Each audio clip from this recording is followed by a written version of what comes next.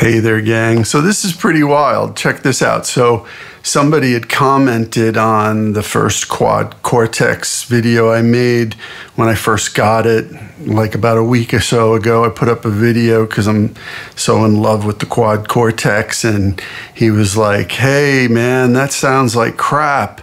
And I was like, what? You know, it sounds awesome through my monitors. And, you know, there's a lot of times there's just some ass who wants to make comments. I'm kind of amazed sometimes by that, just people just say stuff. Then another guy chimed in, and I wasn't sure if he was agreeing with the first guy or not. But then I was like, you know what? Let me check this thing. Because honestly, the Quad Cortex sounds amazing here. Like, it's the best modeler I've tried so far, to the point where, like, it feels more like an amp than anything I've ever tried. And I have it going out of the XLR outputs directly into my interface, right into my DAW, straight into Pro Tools. There's no EQ, there's no other effects, no nothing. And then I just make a video like this one and bounce it. And I make sure that the LUFS, the levels are correct for YouTube's guidelines and all that stuff. So I was like, oh, and let me go back and listen to that video again just to make sure, you know, because I listened to it when I was bouncing it and it sounded fine. And here's what I discovered, and this is interesting. Now, you always have to consider lots of variables in any audio situation. So could have been something in the bounce, even though it sounded good when I was making the video and I listened to it as I go along. That's possible. It could be a lot of things, right?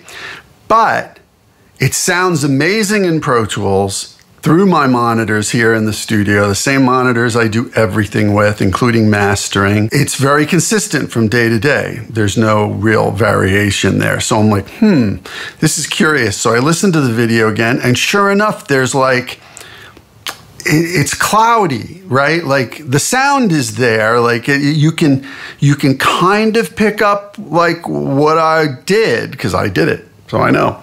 But this is what's curious. It's a little cloudy. There's a lot of low end hoof, bump, woof, kind of fuzzy, cloudy thing going on. And here's what it reminds me of. It reminds me of what happens to our music on Spotify. So I suspect that it has something to do with the conversion on YouTube. So loading it up, whatever else YouTube does to it, which then makes you question any demo you ever hear of a guitar pedal or an audio device on YouTube, right? And I gotta tell you, I'm sure you've felt this a million times. I've bought stuff from demos, and when I get them home, they don't sound the same. Now that's because you don't know if they're doing any post-production on it. Some people say they don't. I know other people definitely do. So of course it's not going to sound the same. You can't trust it. But what if you can't trust what YouTube does to it in processing? That's the question. And that's what I'm concerned about tonight. So I just discovered this. I think it's interesting. I think it's worth a conversation. What do you think?